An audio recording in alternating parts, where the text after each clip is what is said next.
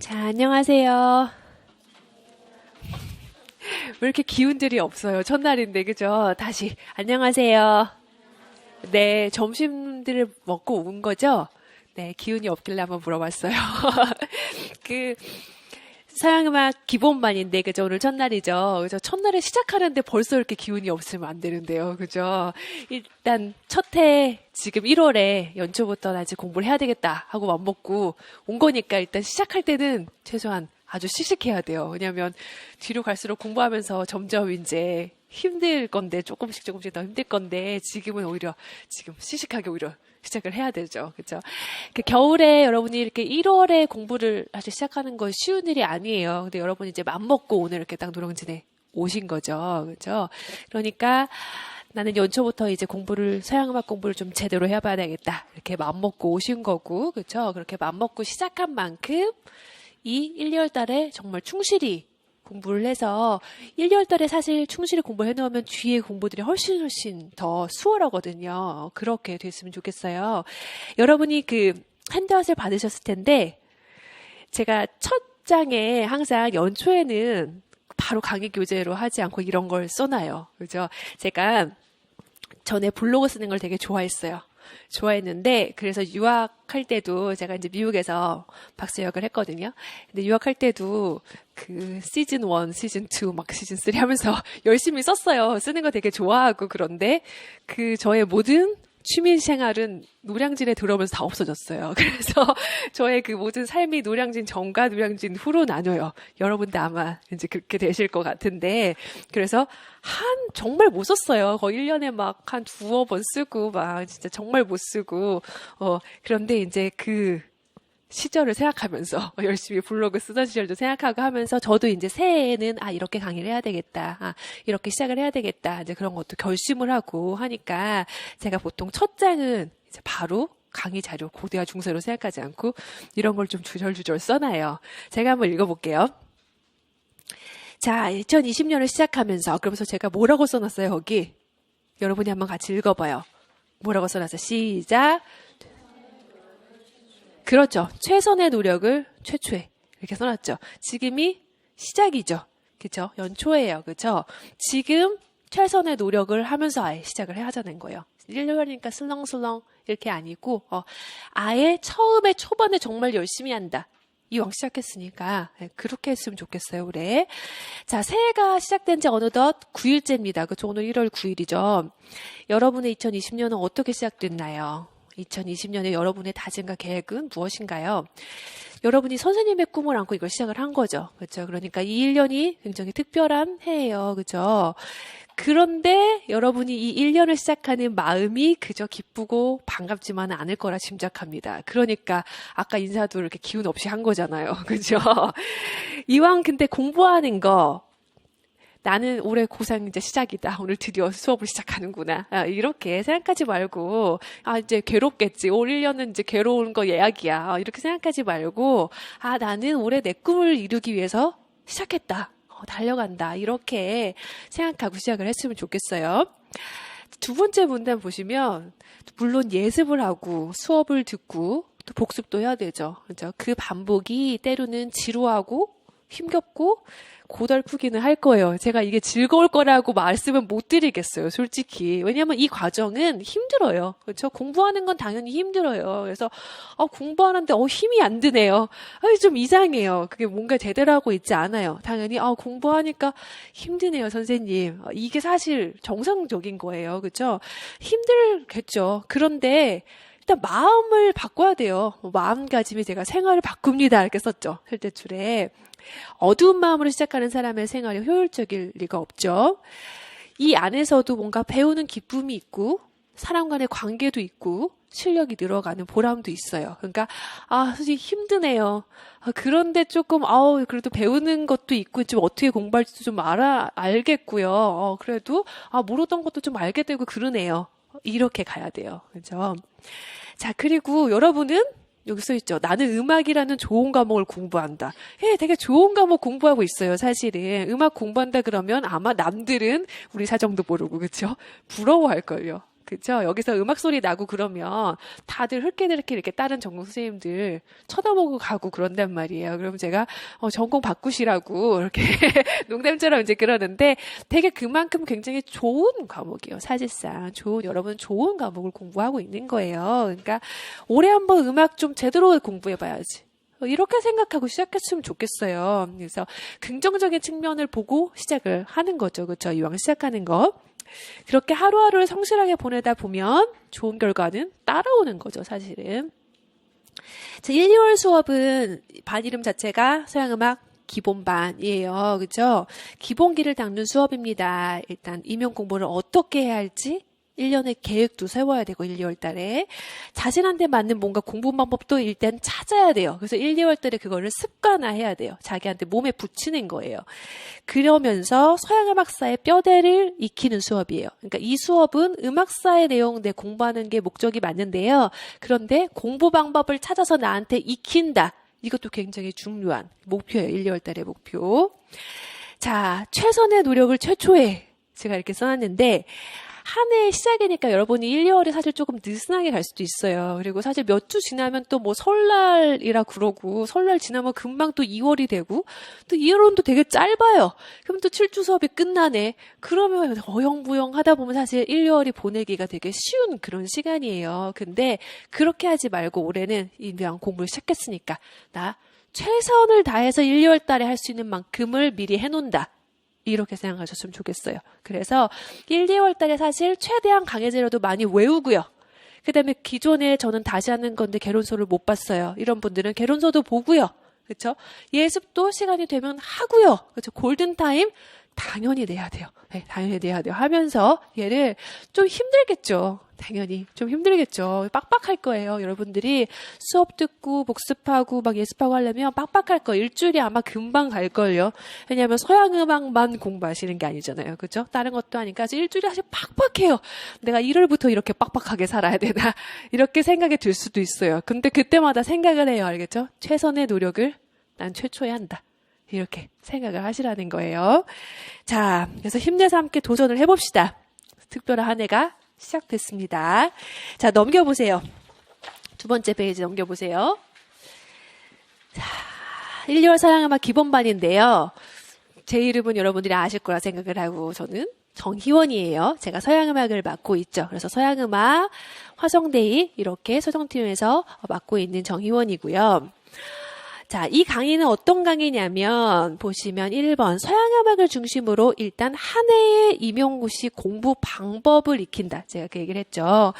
자, 그리고 서양음악사의 기본 개념과 흐름을 전체적으로 보는 강의예요. 그래서 기본적인 개념들을 알아야 하지만 되게 중요한 게 흐름을 아는 거예요. 흐름. 그래서 음악사는 사라는 게 뭐예요? 스토리거든요. 역사. 맞아요. 히스토리거든요. 그러니까 이것은 어떤 이야기 같은 거예요. 그래서 흐름이 있어요. 그래서 그 흐름을 이해하는 거 굉장히 중요한 목표고 3번 단순 암기가 아니고 시대 경향을 알아야 되고 특징을 알아야 돼요. 그거를 이해해야 돼요. 왜냐하면 이 곡은 무엇이게 이런 식으로 음악서를 물어보지 않아요. 그런 게 아니라 어떤 악보를 주고서 이게 대체적인 시대를 알고 어떤 특징을 알아서 이렇게 추론하는 이렇게 응용하는 문제를 주기 때문에 여러분의 문제는 이렇게 뭐는 뭐 이렇게 단순 암기로 해서는 제대로 된 답을 쓸 수 없단 말이에요. 그래서 전반적인 것을 이해하는 것이 굉장히 중요해요. 자, 수업이 끝나면 제가 이제 OX 퀴즈를 할 거예요. 그래서 배운 내용을 정리할 거고 그다음에 키워드는 여러분이 쓰시는 거예요. 키워드는 여러분이 써보고요. 매주 골든타임 문제가 나가요. 여러분이 골든타임 이렇게 생긴 다른 핸드아웃을 받으셨을 거고 또 골든타임 답안지라고 생긴 것도 받으셨을 거예요. 그렇죠? 자, 어제 그 서민 선생님 강의를 같이 들으시는 분들은 사실 같은 방식으로 이게 운영이 되기 때문에 여러분이 이제 대략적으로 아실 텐데 서양음악만 따로 들으시는 분들도 많으니까 제가 첫날이니까 설명을 간단하게 하면 골든타임은 말하자면 문제를 풀어보는 거예요. 여러분들이. 그런데 가장 제가 추천하는 방식은 복습을 하고 강의 자료 복습을 하고 그 다음에 얘를 보지 않고, 그러니까 강의 자료를 보지 않고 푸는 것이 사실은 가장 이상적이에요. 왜냐하면 골든타임 문제는 모의고사 문제나 실제 기출문제처럼 막 4줄짜리 서술을 내라 이런 문제들이 아니고 비교적 답이 그래도 수월하게 외웠으면 어느 정도 복습을 했으면 이거다. 이렇게 쓸 수 있는 문제들부터 시작을 해요. 물론 제가 중간중간에 서술형 문제들을 약간 처음에 섞어요. 그래서 처음부터 4줄을 잘 쓸 수는 없겠죠. 그렇죠. 훈련이 돼야지 4줄을 잘 쓰는 거거든요. 그러니까 단답형 문제를 처음엔 좀 더 많이 드리고요. 2줄짜리 쓰게도 하고 3줄짜리 쓰게도 할 거예요. 그리고 4줄짜리 쓰는 거를 한두 문제 정도 섞어드릴 거예요. 그래서 처음에는 4줄짜리를 처음부터 끝까지 막 쓰는 게 아니라 어느 정도 내용을 알고 문장 쓰기 연습이 돼야 4줄을 쓰는 거니까요. 그래서 얘를 여러분이 푸시는데 복습을 하고 푸시는 것이 가장 이상적이에요. 복습을 하고 아시겠죠? 그래서 바로 이제 강의 듣고 그냥 바로 막 그냥 풀거나 아니면은 난 이것부터 풀고 그냥 복습을 나중에 해야지 이렇게 미뤄두지 마시고 복습을 하면서 얘를 하세요. 그런데 개인마다 굉장히 공부하는 환경이 다르죠. 편차가 있어요. 그래서 어떤 분들은 저는 도저히 서양음악 1, 2월 때는 복습할 시간이 안 나요. 이런 분들도 있을 거예요. 저는 예를 들면 일을 하고 있어요. 1, 2월 달에는 일을 좀 많이 할 거라서 도저히 공부할 시간이 요만큼씩 제가 쪼개서 지금 강의를 듣고 있어요. 이런 분들도 있고 여러 가지 사정이 있어요. 1, 2월 달에 뭐 논문 쓰는 분, 예를 들면 아기가 있는 분, 뭐 여러 가지 상황이 있단 말이에요. 그러면 도저히 시간이 안 난다. 나 정말 완벽하게 외우고 싶지만 그렇게까지는 시간이 안 난다. 그러면 그분은 골든타임을 못 내겠죠. 그렇죠? 그러면 안 되겠죠. 그죠? 골든타임 못 내면 안 돼요. 3월에는 또 3월에 강의가 있어요. 그렇죠? 그러니까 골든타임이라는 건 한 번 밀리기 시작하면 끝이 없어요. 밀린 거를 나중에 내는 사람을 거의 못 봤어요. 그렇기 때문에 얘를 놓치지 않고 내는 걸 일단 목표로 하세요. 그래서 저는 도저히 시간이 안 나서 강의 자료를 완벽하게 외우고서 얘를 쓸 수는 없어요. 그런 분들은 어쨌든 2주가 가기 전에 그러면 약간 강의 자료를 참고해서 쓰시더라도 그런 분들은 내시라는 거예요. 그래서 일단은 첫 번째 꾸준히 낸다. 1번. 근데 이상적인 것은 사실은 복습을 하고서 푼다가 더 이상적이에요. 이렇게 자기의 그 공부 시간에 맞게 활용을 하세요. 항상. 그죠? 여러분이 공부하는 그 시작점이 다 달라요. 어떤 사람들은 이 중에서 난 서양막서는 좀 알지 이런 분들도 있어요. 근데 전 이미 개로서를 한 번은 읽었거든요. 이런 분들도 있고 저는 서양막서 공부 제대로 하는 건 처음이에요. 예전에 학부 때 1학년 때 수업 듣고 몇 년 만에 지금 하는 거예요. 그때 건 다 까먹었어요. 이런 분들도 있고요. 그렇죠? 저는 정말 아예 몰라요. 그런 분들도 있고 다 달라요. 공부할 수 있는 시간도 다르고 그렇기 때문에 자기의 공부 방법을 찾아야 되는데 기본적인 것은 얘를 밀리지 않고 낸다예요. 밀리지 않고 낸다. 언제 내시냐면 다음 수업 시작하기 전에. 아시겠죠? 인강 듣는 분들도 마찬가지예요. 다음 2주 수업을 내가 인강을 듣기 전에 골든타임을 업로드 하셔야 되겠죠. 인강 들으시는 분들을 업로드 하시고요. 첨삭 게시판이 이렇게 생길 거예요. 그러면 인강 들으시는 분들은 이 골든타임을 푸시는데 어디다 푸냐면 여기다 푸는 게 아니에요. 얘는 문제지입니다. 이렇게 써 있을 거예요. 답안지에 답을 작성해 주세요. 이렇게 써 있을 거예요. 그렇죠? 여기다 푸시는 게 아니라 정답지라고 써 있는 한 장짜리를 받으셨죠? 그렇죠? 정답지. 그 한 장짜리에다 푸시는 거예요. 답은 거기다만 써요. 알겠죠? 그래야지 나중에 이 문제지를 나중에 3월이 돼도, 그렇죠? 6월이 돼도 걔를 또 풀고 할 수가 있겠죠. 그렇죠? 그러니까 얘는 계속 반복해서 쓴다. 이렇게 해서 얘를 가지고 계시고 답은 골든타임 정답지는 대신 걔를 여러 번 다시 거기다 정답지에다 써볼 수 있겠죠. 그러니까 답은 거기 한 장짜리에다 풀어서 한 장짜리만 제출하시는 거예요. 한 장짜리만. 그래서 인강 들으시는 분들은 이거를 그쵸. 인강 들으시는 분들은 사실 그렇게 해야만 해요. 이거를 다 막 몇 페이지를 다 스캔해가지고 막 올릴 수가 없잖아요. 그러니까 그 한 장짜리를 스캔을 하셔서 올리시면 되고 사진을 찍으셔도 되고 뭐 스캐너가 있으시면 스캔을 하셔도 되고 요즘은 그 앱에도 너무나 좋은 그런 스캐너들이 많잖아요. 그렇죠? 예를 들면 뭐 캠 스캐너 이런 거 있잖아요. 저희 아무런 관계가 없어요. 이 회사와 그냥 소개를 하는 거예요. 왜냐하면 모르시는 분들이 있어서 캠스캐너 같은 걸로 앱을 다운받으셔서 그냥 핸드폰으로 사진을 찍으시면 그러면 훨씬 더 얘가 화질도 더 좋고 여러분이 올리시기가 훨씬 편하실 거예요. 그러니까 이렇게 앱을 사용하셔도 좋겠고 해서 걔를 스캔해서 올리시면 제가 첨삭을 해서 다시 첨삭지에 써드리는 그런 형식으로 진행될 거예요. 직강 들으시는 분들은 사실 잘 밀리지 않아요. 왜냐하면 제 얼굴을 보거든요. 그렇죠? 그러니까 왠지 안 내면은 제가 막 째려보는 것 같기도 하고 왠지 조금 안 낸 상태로 수업을 가기가 좀 그러니까 대부분 잘 내세요. 근데 인강은 밀리기가 쉬워요. 그렇기 때문에 인강 들으시는 분들 특히 이 나중에 가면 기하급수적으로 숫자가 줄어들거든요. 이 골든타임 내시는 숫자가 저를 위해서 그러시는 것 같진 않아요. 제가 힘들까봐 선생님이 얼마나 힘들까 이 많은 걸 첨삭을 하려면 그런 것 같지는 않고 제가 보니까 걔를 밀리는 거죠 자꾸. 근데 얘가 한 번 밀리면 그 다음에 내기가 굉장히 어려워요. 물론 기한이 남아있어도 그래도 내기가 굉장히 어려우니까 걔를 밀리지 않고 낸다 이렇게 생각하셨으면 좋겠어요. 자, 그런데 그 골든타임이라고 제가 이제 드린 거를 보면 여러분이 한번 골든타임이라고 쓰여있는 그 핸드아웃 한번 제 말이 나온 김에 한번 보실래요? 그럼 문제가 이렇게 있어요. 쭉 문제가 10문제가 있죠. 그렇죠? 문제가 10문제가 있고 그 다음에 5페이지에 보시면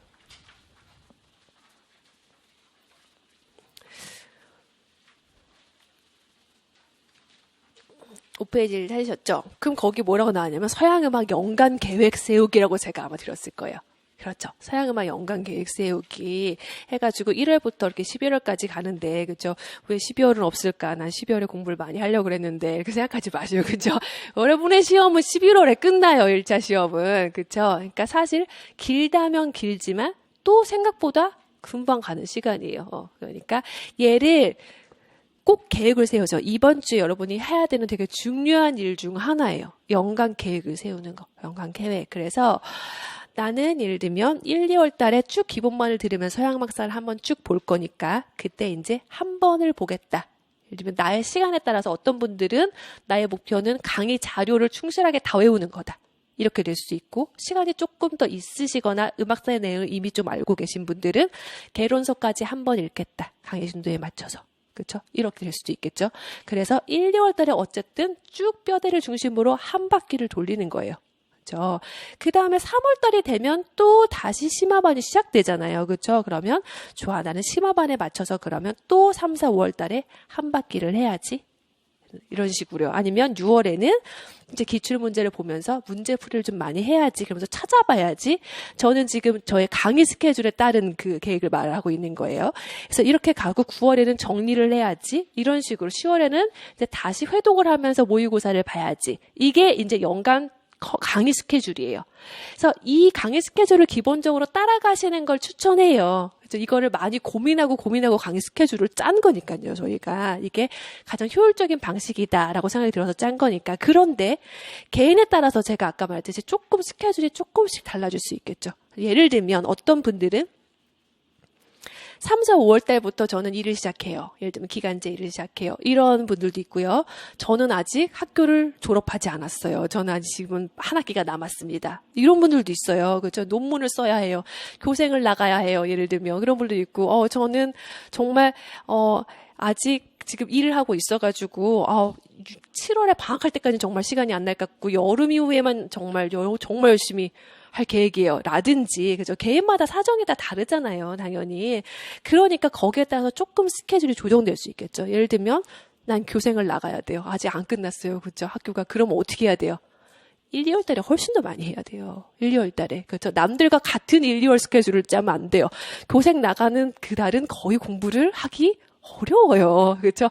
마음은 굴뚝 같지만, 몸이 따라주지 않아요. 그때는. 그렇기 때문에 학교를 다니고 계신 분들은 1, 2월 달에 사실 조금 더 엑스트라 워크를 해야 돼요. 당연히 그 다음에 방학하고 나면 여름에 더 해야 돼요. 그렇죠? 앞뒤에 더 많은 뭔가를 배분을 해야 되겠죠. 그렇죠? 3, 4, 5월 달은 오케이. 강의만 심화반만 따라가겠어. 강의 자료만 따라가겠어. 대신 개론서를 앞뒤로 배치한다. 이런 식으로 뭔가 더 얘를 그죠? 앞뒤로 배치를 해야 될 것이고, 예를 들면 저는 7월까지는 정말 기간제를 해야 돼가지고 1학기 기간제를 해야 돼가지고 정말 그때까지는 개론서를 한 번밖에 못 볼 것 같아요. 선생님 말한 것처럼 1, 2월 달에 보고 3, 4월 달에 그렇게 두 번은 못 볼 것 같아요. 이런 분들도 계실 거예요. 그러면 1월부터 좋아요. 1월부터 그러면 난 6월까지 한 번만 꼼꼼하게 본다. 그 다음에 방학하면 7, 8월에 한 번을 봐야지. 이런 스케줄도 가능하겠죠. 그러니까 이런 식으로 개인에 따라서 사실 조금 연간 계획이 달라져야 돼요. 약간씩 조정이 필요해요. 그래서 기본적인 강의 스케줄을 따라가시되 개인에 따라서 자기에 맞게 반드시 연간 계획을 미리 세우세요.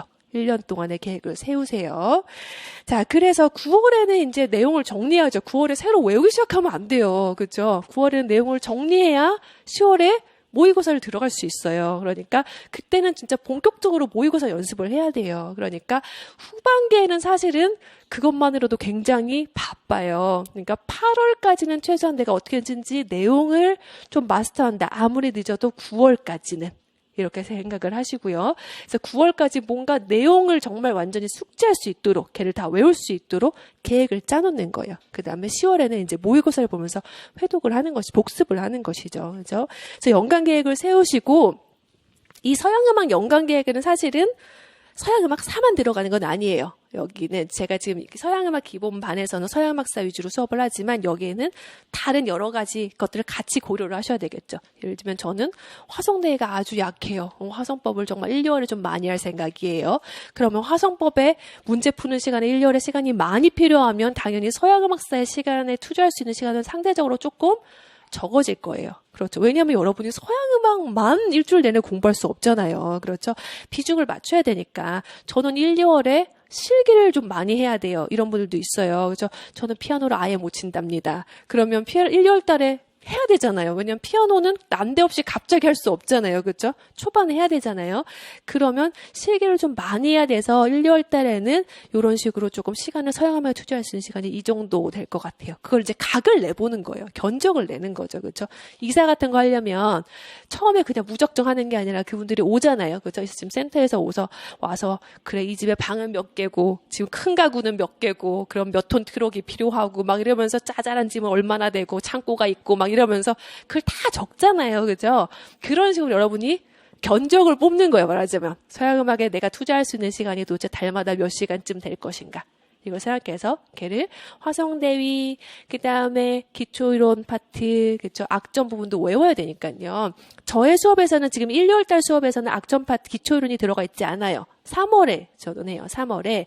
그런데 3월에 그때 그럼 나 그래 악전을 그때 3월에 다 외우겠어. 라든지 그러면서 나중에 9월에 한번 다시 복습해야지. 뭐 이런 식으로 짠다든지 뭔가 얘를 구성을 여러 가지를 합쳐서 해야 돼요. 기초이론, 서양음악사, 화성대위까지. 서양음악의 파트들은 최소한 쭉 걔를 어떻게 할 것인가. 이번 주에 꼭 얘를 생각을 해보세요. 그래서 얘를 뭔가 채워보세요. 꼭 채워보세요. 자, 그 다음에 또 넘기시면 제가 이제 주마다 이런 것들을 드린다는 거예요. 주마다 보면 표로 정리하기 이제 이런 게 있어요. 이거는 제가 수업 시간에 사실 하고 싶어요. 수업 시간이 아주 길다면. 그런데 수업 시간에 얘까지 같이 정리하면 진도를 나가기가 너무 힘들기 때문에 제가 정리해 보시라고 따로 가끔씩 이런 것들을 내드릴 거예요. 그러면 수업에 있는 내용이에요. 수업에 있는 내용을 뭔가 도표화를 하는 거예요. 머릿속에 구조화를 하는 거죠. 수업 시간에 이렇게 말로 풀어줘서 제가 설명을 했던 거를 내 머릿속으로 그림처럼 도표로 집어넣는 거예요. 아시겠죠? 이런 애들이 필요한 애들은 제가 가끔씩 표로 만들라고 이렇게 드릴 거예요. 그러면 얘도 말하자면 숙제예요. 얘를 하는 거예요. 아시겠죠? 표로 만들고 내용을 채우시는 거예요. 오르가즘의 발전 이런 것들 표로 채우시고 자, 그 다음에 뒤로 또 넘겨보세요. 그러면 이제 키워드 쓰기가 있어요. 그렇죠? 키워드를 제가 주마다 또 드릴 거예요. 그렇죠? 키워드는 그 주에 배웠던 중요한 단어들이요. 중요한 개념들. 그렇죠? 여기에 대해서는 뭔가 문장으로 쓸 수 있어야 되겠다 하는 거예요.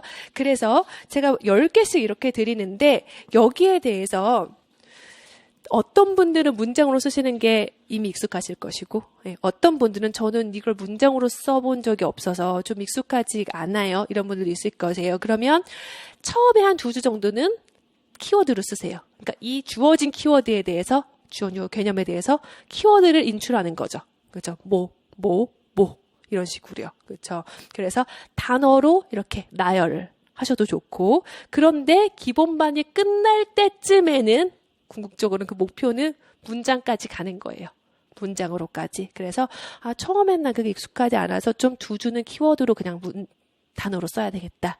그 다음에 한 3주, 4주 이쯤 되면 이제 걔를 한두 문장으로 만들어 봐야 되겠다. 문장으로 쭉 이제 연결을 하는 거죠. 이렇게. 그거는 이제 사실 골든타임 쓰고 이제 하면서 점점 여러분이 훈련이 될 거니까요. 문장으로 써야 되겠다라든지. 그쵸? 나는 좋아. 끝날 때쯤 한 3줄씩 이렇게 한 두 문장 내지 3문장 정도 되겠죠? 3줄씩 써야 되겠다라든지 이렇게 자기가 계획을 세워서 쭉 가시고, 음악사를 지금 2번째 이상 하시는 분들이 있죠? 그죠? 수업을 예를 들면 저는 이미 작년에 들었습니다라든지 다시 공부하는 거예요 라든지, 아니면 저는 음악사를 좋아해서 학부 때 상당히 열심히 했죠. 그라도 한 번은 읽었답니다. 그런 분들도 있어요. 학부 때 음악사 자체를 좋아하는 사람이 있잖아요. 그런 분들은 내용이 익숙하잖아요. 그러면 처음부터 문장으로 쓰기 시작해도 좋아요. 되겠죠. 첫 주부터. 그래서 키워드 쓰는 것까지. 그러니까 사실 이것만 해도 할 게 상당해요. 그죠? 자료 복습하라 그러지. 그죠? 뭐 표 만들라 그러지. 키워드 쓰지. 골든타임 풀어서 내라 그러지. 그러니까 이것만 해도 상당히 시간이 걸리는데, 여러분들이 국악도 있지, 뭐 음교론도 있지, 교육학도 해야지, 막 실기도 하셔야 되지. 그러니까 정말 개수가 많으니까 얘는 계획적으로 사실 시간 단위로 여러분이 얘를 계획을 짜서 하지 않으시면 얘가 잘 굴러가지가 않아요. 그러니까 1, 2월 달에는 그걸 이제 찾고 이것저것 해보는 거예요. 시간을 이렇게 짜서, 이렇게 해보니까 도저히 안 돼. 국악을 할 시간이 안 나와. 서양어를 이렇게 하면. 그러면 그 다음 주는 조금 조정을 해야 되겠죠. 그렇죠?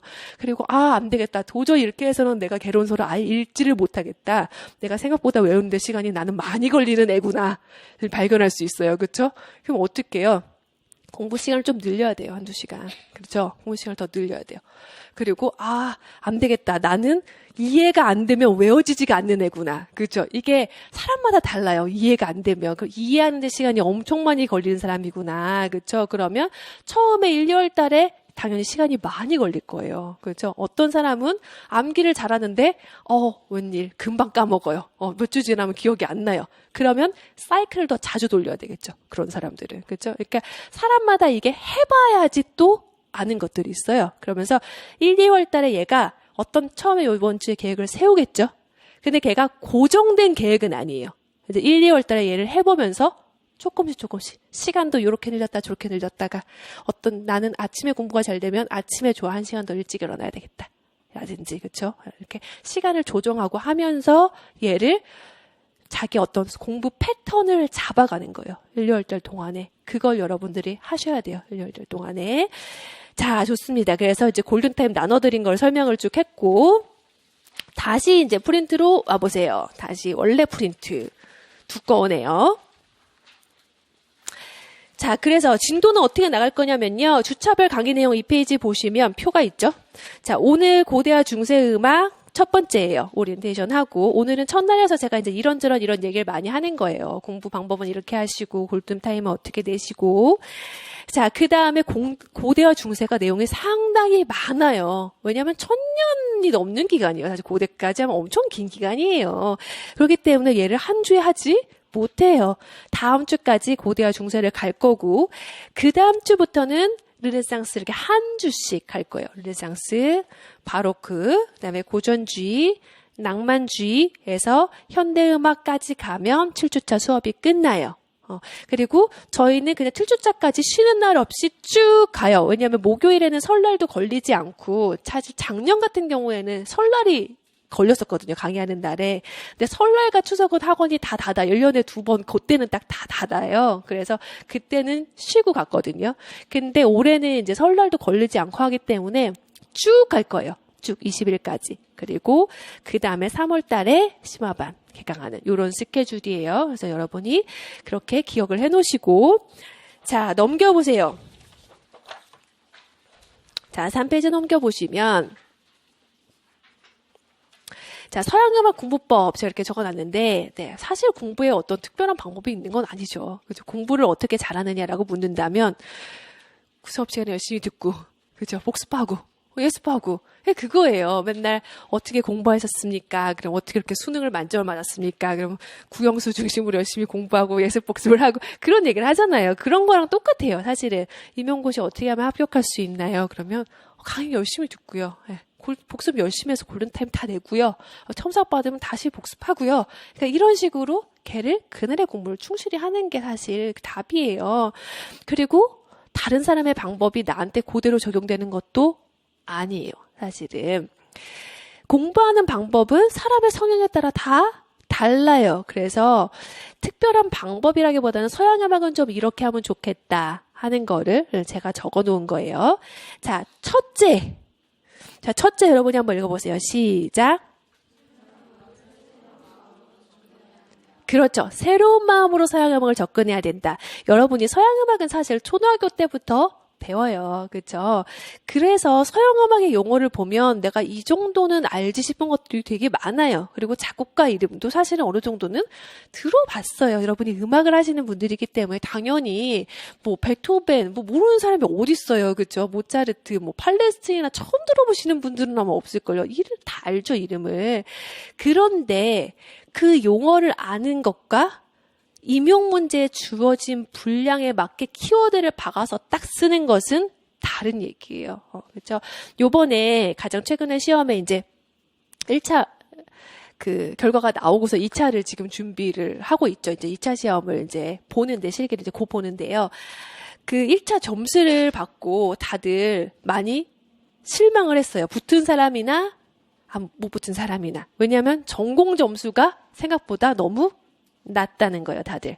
전공 점수가. 교육학은 생각보다 되게 높았어요. 그런데 점수가. 그냥 되게 어렵다고 생각을 했는데 생각보다, 후하게 점수를 전체적으로 준 것 같아요. 그래서, 교육학은 좀 높았는데 전공은 너무 낮다. 내가 생각한 것보다 너무 낮다. 이게 일반적인 평이에요. 근데 전공 점수가 낮다는 거는 무슨 말이냐면 그만큼 정확한 답만 정답을 했다는 거예요. 칼체라 그러죠. 우리가 흔히 칼체. 그래서 그 정확한 답 고게 아니면 그냥 다 틀리게 하는 거예요. 그렇죠? 그러니까 내가 비스무리하게 썼다 그래도 사실상은 틀렸다고 봐야 되는 거예요. 그러니까 이 임용시험의 문제의 답안이라는 거는 정말 그 낸 사람이 의도한 그 답 있죠. 예, 그거를 딱 박아서 써야 돼요. 그거를. 근데 그거를 캐치하기가 쉽지가 않아요. 그래서 그 말을 딱 박아서 정확한 문장으로 이상한 얘기를 섞지 않고 쓰는 것은 굉장히 다른 문제예요. 그리고 여러분의 서술은 주어진 분량이 딱 정해져 있어요. 4줄짜리 안에 써야 돼요. 그런데 또 시간이 촉박해요. 그렇죠. 시간만 많다면 걔를 아주 궁리하고 궁리해서 쓰겠죠. 근데 시간 안에 딱 주어진 시간 안에 써야 된단 말이에요. 그렇기 때문에 그거는 훈련이 필요해요. 그래서 얘가 연습이 이렇게 길게 많이 필요한 거예요. 그래서 익숙하다고 잘하는 게 아니에요. 여러분이. 그죠? 모테트, 그럼 모테트를 다 들어봤죠. 그런데 모테트를 그냥 안다고 해서 모테트에 대해서 잘 서술할 수 있느냐는 아니라는 거예요. 그렇죠? 그래서 정확하게 개념을 이해하고 서술하는 연습이 필요해요.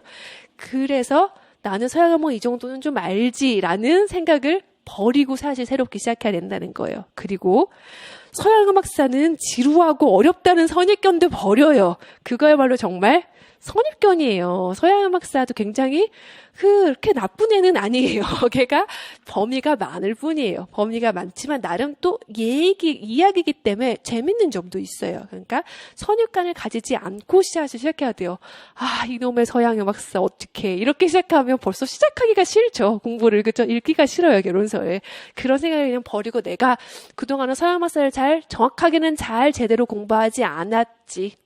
한번 제대로 한번 해볼까? 이런 마음이면 딱 좋겠어요. 자, 두 번째 읽어보세요. 시작. 그렇죠. 우리가 컨텍스트라 그러는 거예요. 맥락이 중요해요. 맥락. 그래서 뭐는 뭐다. 이렇게 단순 지식이 아니라 얘가 왜 이게 됐지? 근데 얘가 어디로 가는 거지?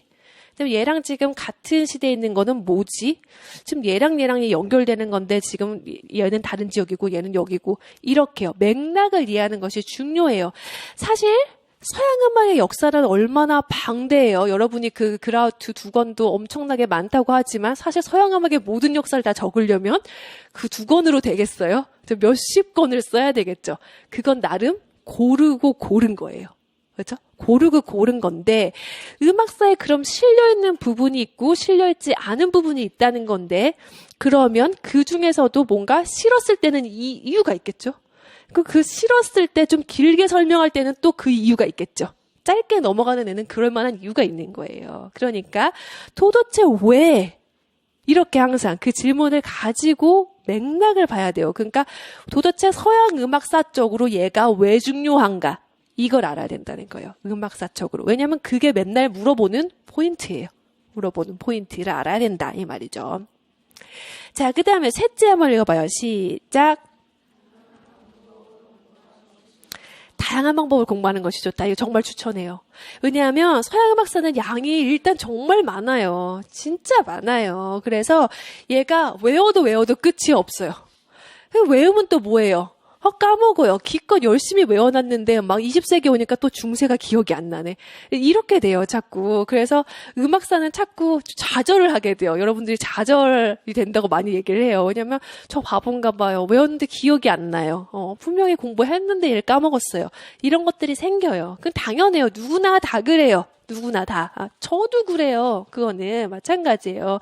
그렇기 때문에 얘를 여러 번 다른 방식으로 노출해야 돼요.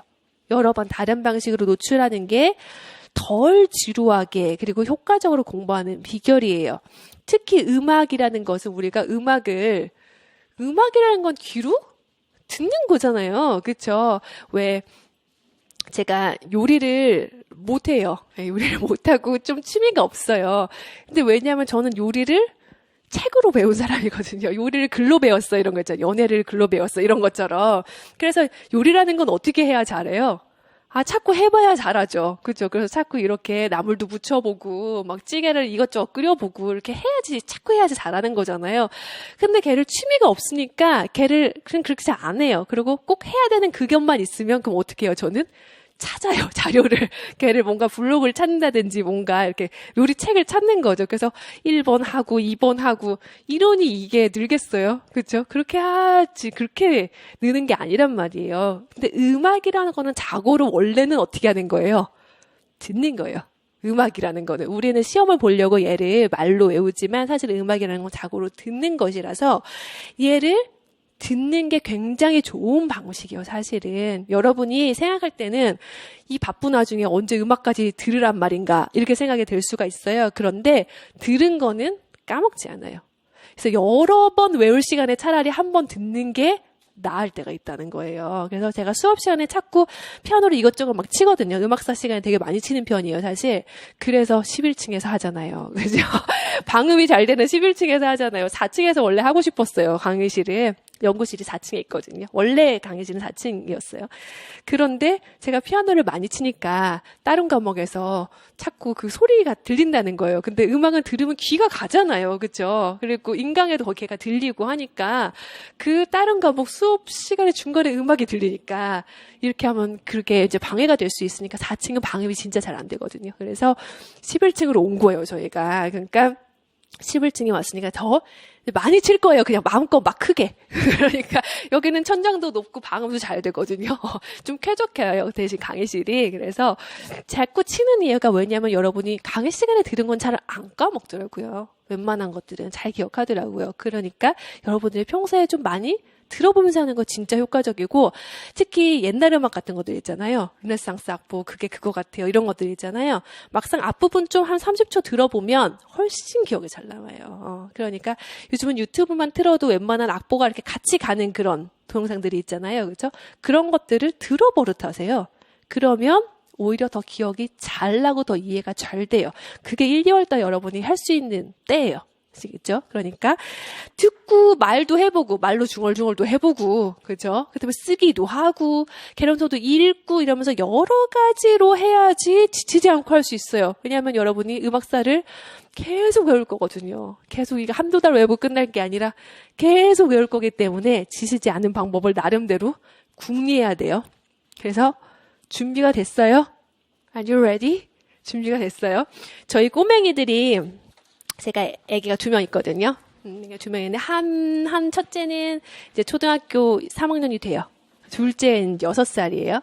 그래서 지금은 조금 많이 커서 이제 조금 덜한데 꼬맹이 때는 이제 둘 다 카시트를 이렇게 채우고 뒤에 카시트를 채우고 제가 보조석에 앉고 신랑이 운전하고 이렇게 넷이서 어딜 많이 다녔어요. 그러면 저희는 차에 앉으면 그냥 제가 의뢰 Are you ready? 이제 다 벨트 매고 다 했냐 이거죠. 출발할 준비가 됐냐.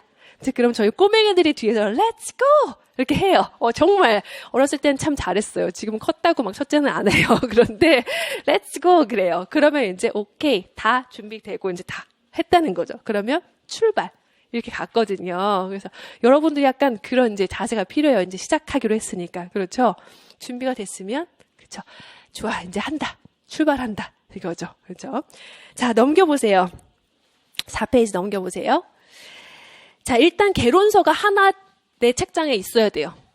음악사는 반드시 개론서가 필요해요. 그래서 개론서가 나 아직 없다. 이번 주에 그 책 쇼핑도 해야 돼요. 알겠죠? 개론서 반드시 하나를 가지고 있어야 되는데 아마도 하나쯤은 학부 때 여러분이 이미 수업을 들을까 하면서 가지고 계셨으리라 생각되는데 문제는 그 개론서가 나한테 맞을 수도 있고 영 안 맞을 수도 있어요. 그래서 나 이거 도저히 못 읽겠다. 그런 분들은 그냥 새로운 마음으로 새로운 거를 하나 시작을 하세요. 그것도 방법이거든요. 자, 쭉 보시면 제가 통론의 것, 음악사, 화성대 형식로 기타까지 쭉 해놨는데요. 제가 화성대는 수업이 따로 있으니까 설명하지 않겠고 통론은 3월 달에 또 설명할 거니까 설명하지 않겠고 음악사를 보시면 우리가 흔히 문명은 4대 강유역이라 그러고 그렇죠? 4대 천왕도 있고 막 그런 것처럼 음악사에서 우리가 4대 음악사 개론서가 있어요. 주요한 개론서 4개를 말하는 건데 걔가 그라우트, 두길, 들베, 그다음에 음악세계에서 나온 서양음악사 이 정도를 칠 수 있어요. 물론 더 있어요. 다른 것들도 있고 한데 비교적 임용해서 많이 쓰는 주요한 것들을 제가 길이나 분량이나 그러니까 너무 단권화돼서 너무 간단하게 나와 있는 그런 음악사 책들 안 좋다는 게 아니에요. 그런 책도 굉장히 좋은 책인데 임용 공부를 할 때는 사실 그거보다는 훨씬 더 자세한 책을 봐야 된다고 생각해요. 솔직히 말하면. 그래서 너무 얇은 간단하게 되어 있는 그런 음악사 책 말고 좀 어느 정도의 심화된 내용을 가지고 있는 그런 음악사 4개 가장 많이 쓰는 것들이에요. 하나를 저보고 솔직히 추천하라 그러면 전 그라우트 추천해요. 사실 하나를 선택해서 읽고 싶어요. 저는 4개 다 익숙하지 않아서 그냥 하나를 시작할 거예요. 그러면 사실 그럼 그라우트 사세요. 이렇게 하거든요. 그런데 그라우트의 단점은 너무 방대해요. 너무 방대하고 번역체예요. 일단 왜냐하면 번역을 한 거니까요. 그 외국 영어권 책을 번역을 한 거라서 말투 자체가 번역체예요. 그래서 어떤 때는 도대체 이것이 무슨 말인가 하면서 영어를 찾아보는 게 더 이해가 잘 될 때도 있어요. 그래서 얘가 왜냐면 문장이 꽤 길거든요. 그래서 잘 안 읽힌다고 하는 분들도 계시고 어떤 분들은 그래도 그라우트의 내용이 너무 좋아요. 이렇게 하는 분들도 있고 그래서 저는 그라우트 해설을 사실 굉장히 좋아해요. 그러니까 제가 계속 공부하면서 예전부터 그리고 미국에서도 공부할 때도 썼던 책이고 사실 그래서 그라우트를 저는 사실 굉장히 좋아하는 책을 굉장히 잘 쓰여졌다고 생각하는데 여러분들이 얘가 너무 처음 시작하기에는 조금 안 읽혀야 할 수가 있어요. 그런 분들은 세 번째 그러니까 들베나 4번째 책 음악세계에서 나온 책으로 시작하는 것도 사실 방법이에요. 너무 안 읽히는 책을 막 억지로 붙들고 읽으면서 막 한 달이 끝나가는데 막 중세를 아직 읽고 이렇게 하는 것보다는 그렇다면 사실은 3번째, 4번째 책으로 시작하는 것도 좋은 방법이에요. 아시겠죠? 4번째 책 같은 경우는 그라우트와 상당히 구성이 비슷해요. 왜냐하면 그 그라우트 번역자이거든요. 이 저자가. 그러니까 그 구성이나 이런 것들도 어느 정도 꽤 상당히 유사점이 있어요. 근데 그라우트보다는 조금 더 한국 교재로 대학 교재 같은 걸 쓰기에 조금 더 적합하게 조금 더 추려져 있다고 해야 되나? 네, 조금 더 쉽게 말이 쓰여져 있는 이야기체로 쓰여 있는 그런 책이기 때문에 4번째 책도 좋고 3번째 책은 새들배 같은 경우는 워낙 대학에서 교재로 많이 쓰는 책이에요. 그렇죠? 새들배는 장점은 일단 문장 아주 깔끔하고 잘 읽혀요. 그런데 그 말인즉슨 문장이 깔끔하고 짧다는 거는 그 안에 많은 얘기들이 사실 압축적으로 들어가 있다는 거예요. 그래서 얘를 읽으면서 조금 내용을 놓치기가 쉬워요.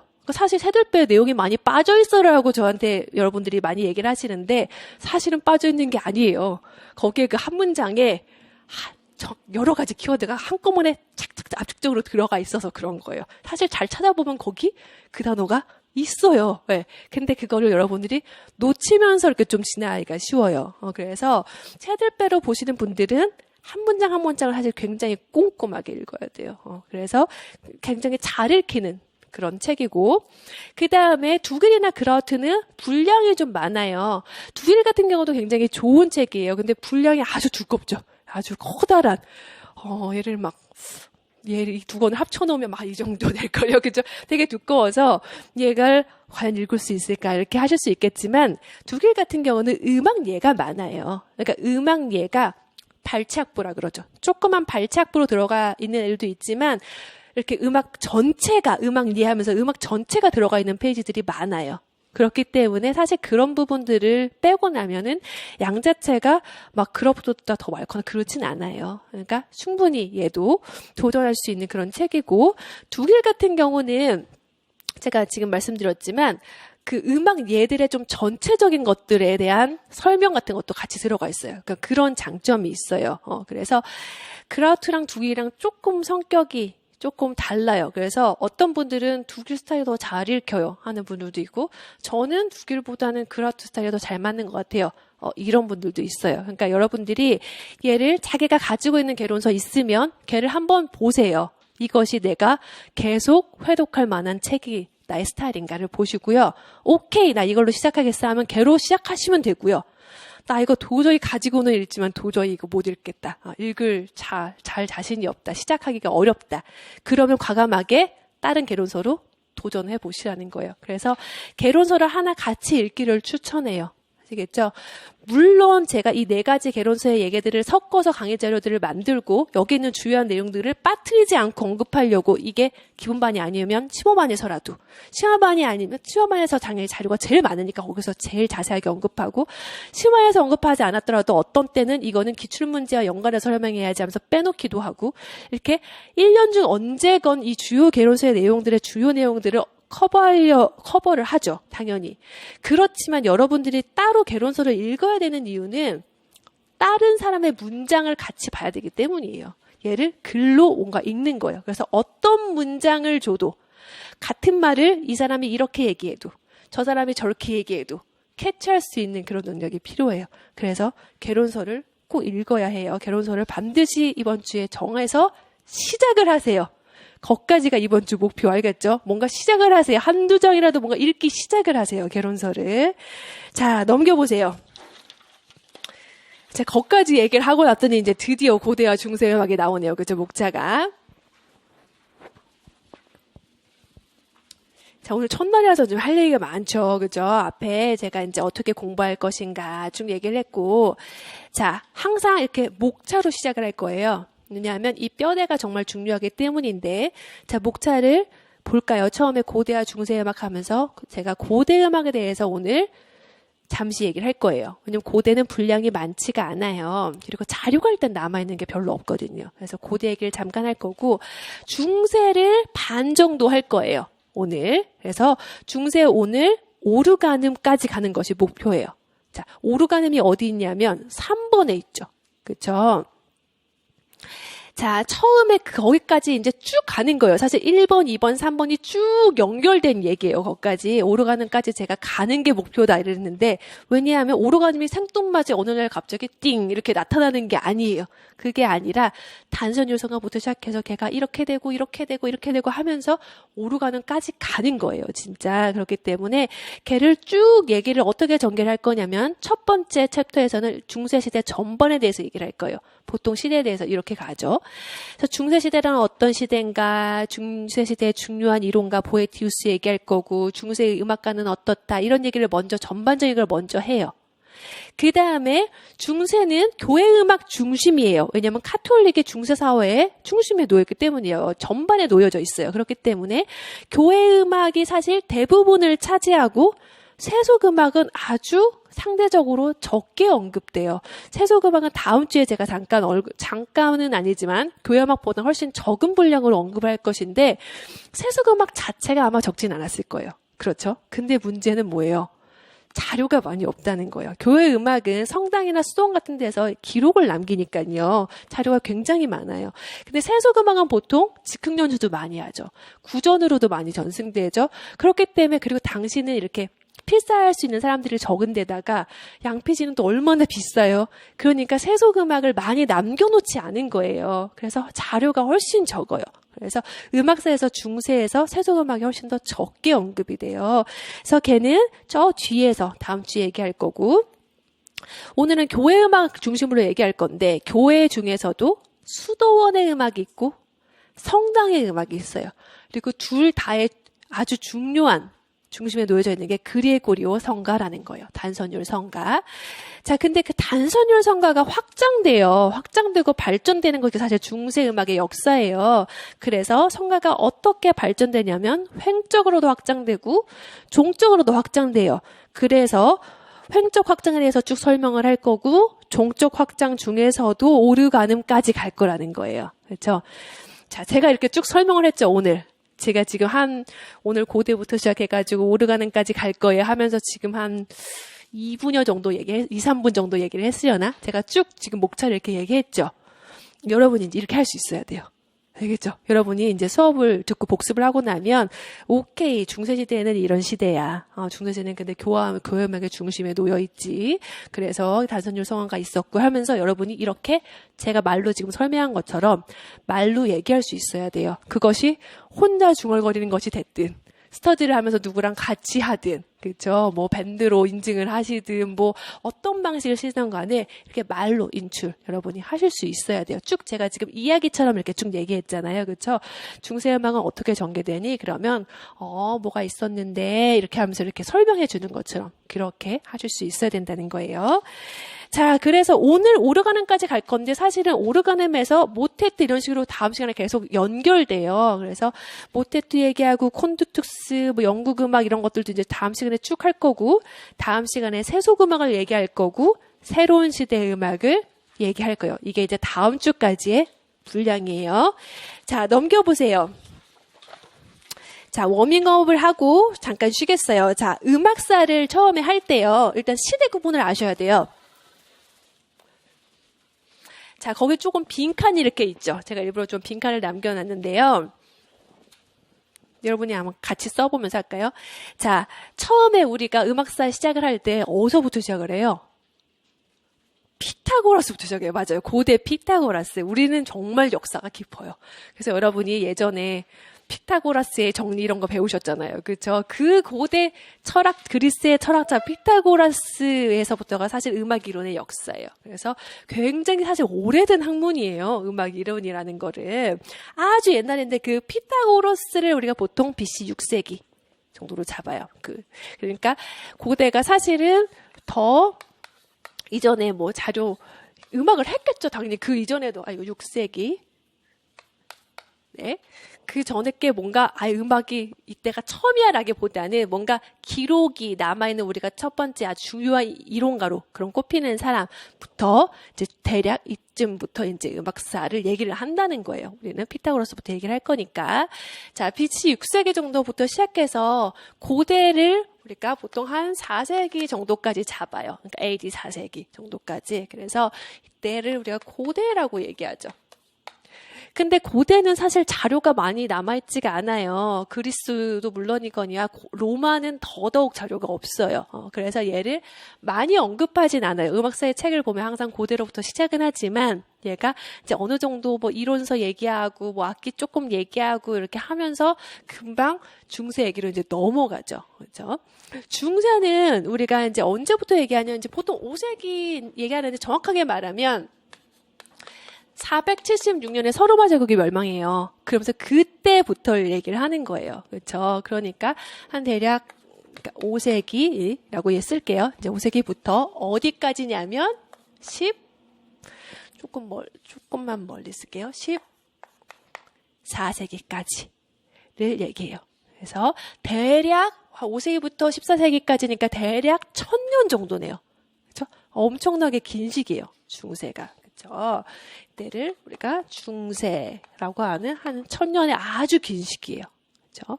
근데 이 중세에서 우리가 보통 주요하게 얘기하는 시점이 어디냐면 9세기예요. 9세기. 왜냐하면 이전까지도 물론 음악들이 막 있었겠죠. 그런데 이 9세기가 되면은 그 단선율 성가들이 아까 말했듯이 확장하고 발전되기 시작하는 시기예요. 그래서 횡적으로도 확장되고 종적으로도 확장되고 하면서 음악이 복잡해지니까 뭘 하냐면 사람들이 기보를 해요. 기보. 그러니까 자료들이 이제 많이 남아있겠죠. 그렇죠? 그런 시기가 9세기예요. 되게 중요한 시점이고. 자, 그리고 중세 이제 거의 1000년인데 여기가 말하자면 끝자락이잖아요. 그죠? 중세 말이죠. 말하자면. 이 중세 말, 이 마지막 100년 같은 경우는 우리가 약간 새로운 특별한 음악으로 취급해요. 새로운 어떤 시기로. 그래서 걔를 이름을 따로 붙여요. 14세기를 음악사에서. 그러니까 중세 안에 물론 들어가는데, 중세 안에 들어가지만 우리가 그 시기를 따로 이름을 붙이는데 14세기 프랑스 음악을 아르스 노바라 그러고 이탈리아의 음악을 트레첸토 음악이라 그래요. 그래서 이 14세기 마지막 100년은 따로 이름이 붙어 있다는 거. 이렇게 기억을 하시고, 그렇죠? 그래서 14세기까지 이제 쭉 중세기가 전개가 되고 나면 르네상스를 우리가 보통 이제 15세기부터라고 얘기하죠. 음악에서의 르네상스. 그렇죠? 그래서 15세기, 16세기 이때를 우리가 르네상스 라고 부르는 시기예요. 그래서 뭐 조스캥이니 뭐 팔레스티나니 그쵸 뭐 종교개혁도 하고 막 그런 시기가 이제 다 이 시기예요. 그래서 다성음악이 막 전개되고 막 이런 시기죠. 그쵸 15세기, 16세기. 자, 그리고 우리가 17세기부터를 이제 바로크라고 우리가 보통 명명을 하는 거죠. 17세기부터. 그죠 바로크. 자, 근데 우리가 바로크를 보통 어디까지 잡나요? 바로크를 흔히 뭐라고 얘기해요? 17세기에서 18세기 전반 뭐 이런 식으로 얘기를 하죠. 그죠? 18세기 전반. 그러니까 18세기는 사실 굉장히 많은 일들이 일어나는 그런 시기예요. 18세기 안에 굉장히 많은 사건들이 있어요. 그래서 18세기 여기 19세기를 쯤으로 쓴다면 18세기에 보통 전반 뭐 이런 식으로 나누는데 몇 가지를 보통 바로크로 이렇게 우리가 잡는데요. 그 시기는 사실 몇 년이라고 정확하게 말하기는 사실 상당히 어려워요. 물론 어느 정도 기준이 되는 시점 같은 게 있기는 있어요. 예를 들면 1750년 같은 이런 연대를 이때가 바하가 세상을 떠난 해거든요. 바하의 서거해예요. 그게 딱 동고력교도 딱 가운데 50년에 있잖아요. 그렇죠? 그래서 우리가 이 여기를 중심으로 이렇게 잡기는 하지만 사실은 바로크 말기에 이미 새로운 음악들이 어느 정도 이렇게 좀 시작되고 있었을 것이고, 그렇죠? 고전 초기에도 그 바로크 말기 음악들 좀 남아있었을 것이고, 이런 식으로 그 중간에 되게 이렇게 과도기 같은 그런 기간이 있어요. 그렇죠? 그리고 여기를 이제 고전, 18세기 후반을 고전이라고 한다면, 요 중간에 이런 과도기적인 이런 시기가 있는데, 걔를 뭐라고 부르냐면, 음악사에서는 전고전주의라고 불러요. 그러니까 바로크와 고전의 그 과도기 같은 그런 시기 있잖아요. 그죠? 그런 시기를 또 이름을 붙여서 얘기를 해요. 그죠? 자, 그래서 고전을 우리가 18세기 말하자면 후반이라고 얘기하죠. 그래서 우리가 고전 그러면 대표적인 작곡가들 누구예요? 하모베죠. 뭐, 그죠? 그죠? 하모베. 그 하모베에 말하자면 성숙한 음악. 우리가 빈 고전주의라고 말하는 그죠? 그 하모베의 성숙한 시기의 음악은 보통 우리가 언제쯤으로 잡는 거냐면 한 1780년대 여러분이 아는 아주 유명한 작품들 있죠? 하모베. 그런 작품들은 사실 80년대, 90년대 이런 작품들이에요. 그래서 이 성숙기, 빈 고전주의 성숙기를 잡는데 그러니까 사실 요 사이에 한 1720년대, 30년대 여기가 이제 바로크 말기에 이런 음악부터 빈 성숙기에 이런 사이에 있고 이런 과도기가 이제 말하자면 중간에 있는 거죠. 그렇죠? 그러니까 바의 서거 시기는 1750으로 이렇게 잡지만 자, 그다음에 고전 시기가 이제 언제 그럼 끝나느냐 하면 그것도 사실 연대를 딱 말하기가 조금 불분명해요. 그래서 그 음악학자마다 여기가 좋겠다, 저기가 좋겠다 이렇게 의견이 조금씩은 달라요. 조금씩 다른데 대체적으로는 1810년대부터를 보통 기점으로 잡아요. 그러니까 10년대 이후의 음악을 19세기 음악, 낭만주의 음악 이렇게 보통 얘기를 한다는 거죠. 그러니까 19세기 음악, 낭만주의 음악이라고 해서 사실 정확하게 1800년 1월 1일부터 시작하진 않을 거잖아요. 그래서 모든 음악사라는 게 좋아, 이제 오늘 1800년이다. 모두 새로운 낭만주의 음악을 쓰자. 이렇게 하진 않을 거잖아요. 그 중간에 이렇게 그 중간 기간이 있기 때문에. 그래서 의견이 분분하지만 사실은 한 10년대쯤부터는 사실 낭만주의 음악으로 본다는 거예요. 그래서 우리가 낭만 또는 요즘 책에는 그냥 19세기 음악이라고도 굉장히 많이 서술돼 있어요. 챕터 아예 제목 자체가 이렇게 붙어 있는 경우가 많죠. 그렇죠? 그래서 우리가 19세기 음악에 대해서 이제 쭉 배울 거고, 그 다음에 이제 20세기 음악. 그렇죠? 우리가 흔히 현대 음악이라고 하는 것들이 있잖아요. 그렇죠? 그리고 그냥 20세기 음악 이렇게 말하기도 하고, 아예 그냥 챕터 제목 20세기 음악 자체가도 이렇게 잡혀있는 경우도 많고요. 이런 식으로 얘기하는데 요 사이에도 사실은 구분이 불분명한 시기가 있어요. 그렇죠? 그래서 대략적으로 그러니까 한 90년대 이런 때부터 1910년 정도까지, 그러니까 완전한 어떤 무조음악이 딱 시작하기 그런 전까지, 그렇죠? 요런 한 20년 정도의 또 그런 다양한 경향이 나타나는 시기가 있거든요. 그때를 음악사 책에서는 보통 말하자면 이런 것처럼 뭐라고 말하자면 세계의 전환기, 보통 이런 식으로 말을 해요. 전환기. 그래서 이때 뭔가 뭐 드뷔시의 인상주의라든지 뭐 후기 낭만주의라든지 여러 민족주의 작곡가들, 이렇게 다양한 경향 그런 작곡가들이 막 활동하는 그런 시기인 거예요. 그렇죠? 그리고 우리가 보통 이제 본격적인 무조음악이 시작되는 그런 때를부터 이제 현대음악 이런 식으로 많이 구분을 하는 거죠. 그래서 이제 전반적인 이 흐름을 알고 있어야 돼요. 전반적인 흐름을 머릿속에 어느 정도의 연대표를 쭉 머릿속에 넣고 가는 거죠. 그래야지 그래 지금 이쯤이고 그 다음에 이제 이렇게 전개될 거고 이런 것들을 이제 아는 거죠. 그래서 어느 정도 여러분들이 그 음악사의 목차를 보면, 개론서의 목차를 보면 이제 이런 식으로 가고 있을 거거든요. 그 안에서 뭔가 세분화가 되는 거예요. 그래서 여러분이 목차를 쓸 수 있으면 사실은 거의 그 흐름을 아는 거예요. 목차를 쓸 수 있으면. 근데 목차를 쓰기 위해선 전반적인 연대를 알아야 되는 거니까. 자, 그래서 얘를 기억해 두고요. 얘를 이제 하나씩 하겠다는 얘기죠. 그렇죠? 오늘 여기서부터 오늘 한 요까지 이런 식으로 지금 이제 전반적으로 이렇게 잘라서 이제 제가 이렇게 주마다 진도를 나갈 거예요. 자, 좋아요. 고대를 하기 전에 10분만 쉬겠어요.